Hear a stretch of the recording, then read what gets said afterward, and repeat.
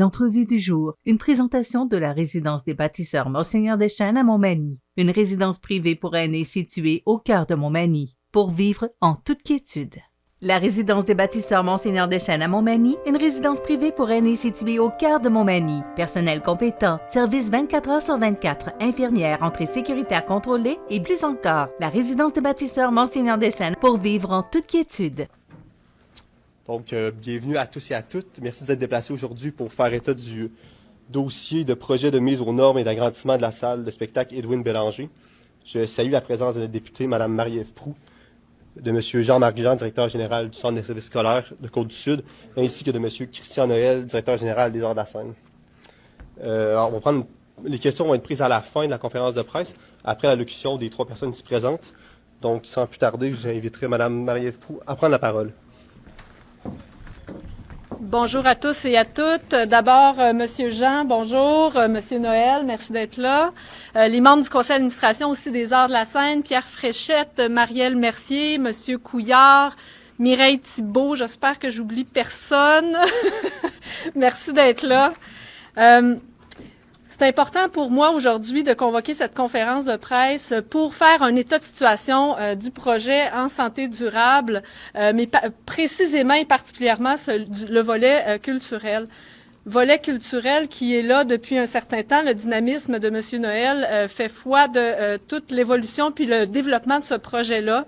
Donc, c'est important pour moi aujourd'hui, comme députée de Côte-Sud, de faire état de l'avancement parce que je trouve que c'est important d'informer la population sur nos projets majeurs qu'on a dans la région.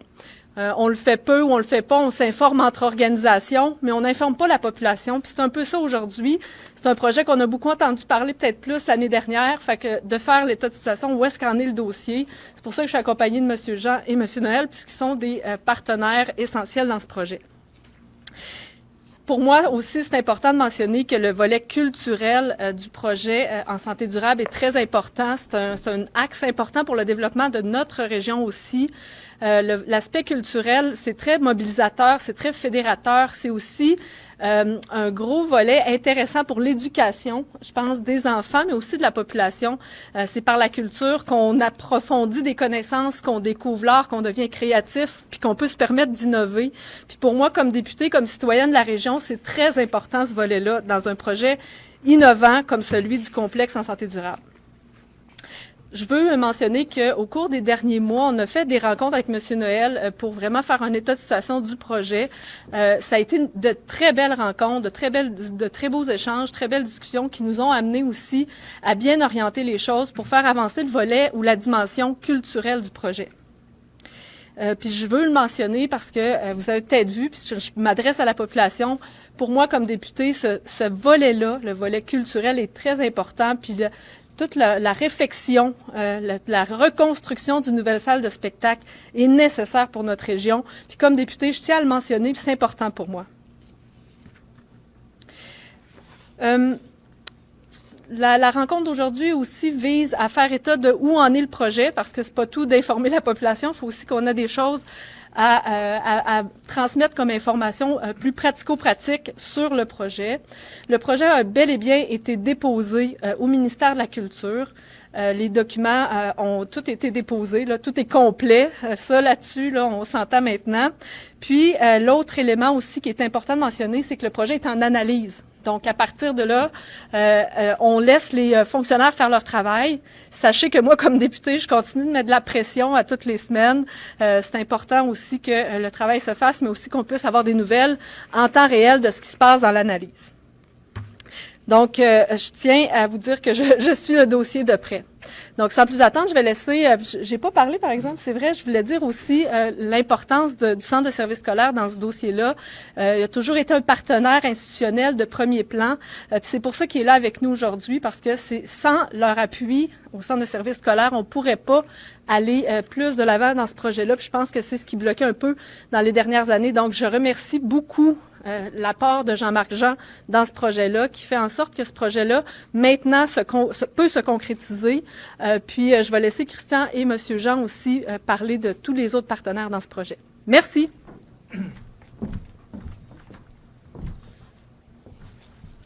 C'est bon. Merci, Mme Proulx. Bonjour journalistes, bonjour aux membres du conseil d'administration des Arts de la Seine, donc Jean-Marc Jean, directeur général du Centre de services scolaires de la Côte-du-Sud. D'abord, je tiens à vous remercier, Madame Proulx, de votre appui au projet parce que pour nous, c'est extrêmement significatif. Donc, c'est comme une étape de plus en termes d'acceptabilité sociale. En tout cas, c'est important d'avoir la mobilisation de tout le monde et que ça se fasse aussi de façon aussi concrète. Donc, je vous en remercie beaucoup. Vous avez parlé de notre part d'un appui. Je pense que c'est plus qu'un appui, même, j'irais même jusqu'à dire c'est un engagement de notre part. C'est important, ce projet-là, dans son ensemble, qu'on parle du complexe, de la partie sportive, comme de la partie culturelle. Ces deux volets importants. On parle aussi, vous le savez, dans le complexe, c'est le nom qu'on lui donne, complexe culturel et sportif en santé durable. Eh bien, le volet culturel fait aussi partie de la santé durable. Donc, c'est important de développer ça dans notre communauté et chez nos élèves. Donc, ce que ça va nous permettre, ce projet-là, c'est d'abord et avant tout de bonifier notre offre de services auprès de nos élèves pour développer la culture chez nos élèves, mais pas seulement, je le rappelle, de l'école secondaire Louis-Jacques Cazot, parce que la salle de spectacle est dans l'école secondaire Louis-Jacques Cazot, mais bien de l'ensemble des élèves du secteur et même des autres écoles autour. On peut aller jusque dans les autres MRC, de la MRC de Lillet ou même la MRC de Bellechasse. Parce que une salle de spectacle de cette envergure-là, je pense que ça va être quand même assez unique. Et puis, faudra, pour optimiser l'utilisation de la salle, eh bien, écoutez, je pense que pour nous, on a tout avantage à faire profiter l'ensemble des élèves de cette salle-là. Donc, voilà. Donc, c'est ce que je voulais vous adresser. Et aussi, je peux vous dire, je ne sais pas si je vole une ligne à Christian, une ligne de texte. Il y a un protocole d'entente qu'on a déjà renouvelé avec les Arts de la Seine, un protocole d'entente qui existait depuis plusieurs années. Je pense qu'il méritait, il manquait un peu d'amour, il méritait d'être modernisé. Et puis, on l'a mis en place depuis quelques mois, quelques semaines, quelques mois. Et mis à part quelques ajustements que ça demandait au début, je vous dirais que déjà, je pense que c'est un bon coup qu'on a fait parce que ça va faciliter l'utilisation de la salle de part et d'autre. Parce que nos infrastructures, oui, sont gérées par le Centre de services scolaires, mais ils appartiennent à quelque part à l'ensemble de la communauté. Puis je pense que c'est dans cette vision-là aussi que Mme Proulx veut qu'on travaille, puis c'est bien correct, là. Je pense qu'il faut décloisonner, il faut ouvrir nos portes pour que toutes nos infrastructures puissent servir. Donc voilà.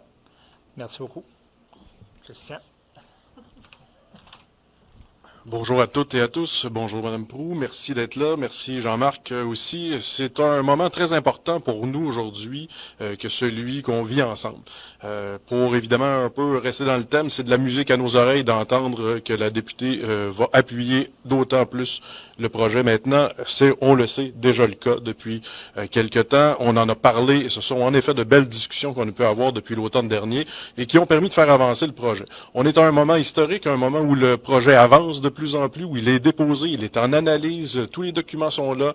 Il reste maintenant à avoir une analyse favorable de la part des fonctionnaires. Évidemment, il y aura quelques allers-retours. Un projet de cette ampleur-là, ça se fait pas en quelques semaines et on mettra toute l'ardeur nécessaire, comme on le fait depuis le départ, l'équipe des Arts de la Seine, dans tout ce projet-là. On y mettra tout notre cœur pour la réussite.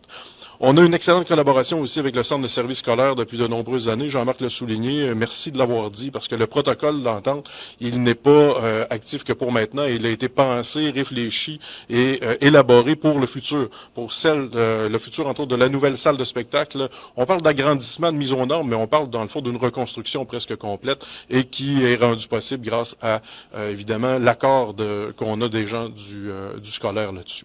Reste maintenant le travail politique à faire. Je suis convaincu que Mme Proulx va bien cheminer avec nous dans ce dossier-là. On sera à ses côtés, on sera avec elle pour faire toutes les représentations nécessaires et fournir tout ce qu'il faut au moment où il le faut. Vous savez, le territoire qu'on dessert aux Arts de la Seine, c'est un peu le territoire de la Côte-du-Sud qui ressemble à peu près à celui du centre de service scolaire, entre autres. Et au-delà des 30 quelques mille personnes qui viennent lorsqu'il n'y a pas de COVID, annuellement, dans cette salle-là, il y a aussi tout un milieu de vie. Celui du scolaire secondaire, celui du primaire, comme on le voit actuellement avec une école primaire qui a trouvé refuge temporaire dans l'école secondaire, et avec la proximité du cégep à côté. Alors, ça a été pour nous des beaux moments de travailler ce projet-là, et on espère qu'il y en aura encore de plus positifs dans les prochains mois. Qui sait, peut-être qu'on aura de belles annonces à faire si tout s'aligne comme on le souhaite. Alors, merci encore, Mme Proulx, de votre appui. Merci de votre collaboration, M. Jean. Merci à tout le monde.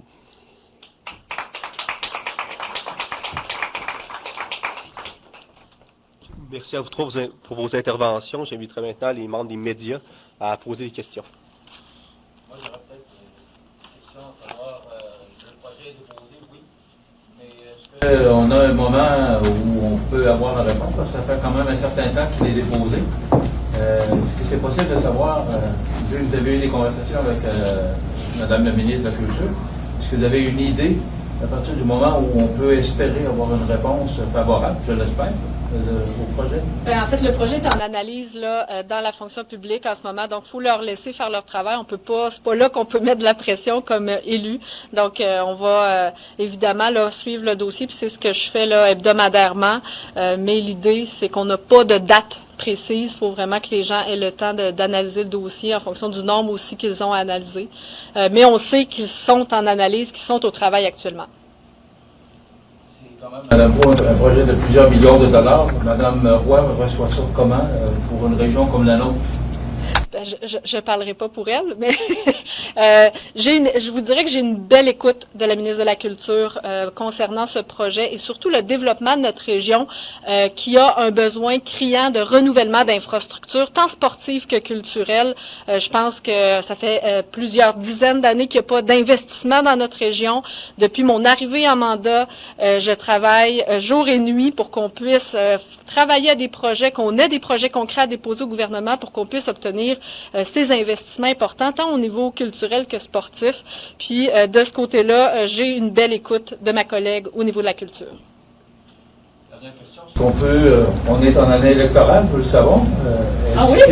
Est-ce que on peut compter sur vous que ça sera dans votre plateforme électorale que ce beau projet de complexe sportif en santé durable? Bien, je m'avancerai pas là-dessus, mais si vous vous souvenez bien, M. Montminy, dès le jour 1 de mon élection, ça a été le premier projet sur lequel j'ai poussé, sur lequel j'ai voulu mobiliser les gens parce que ce projet-là était porté déjà par les gens d'affaires de la région. Puis pour moi, j'y crois aussi. J'ai 3 jeunes enfants et j'aimerais qu'ils puissent rester dans la région, soit au niveau culturel, au niveau sportif, qu'ils puissent avoir accès à des infrastructures de qualité.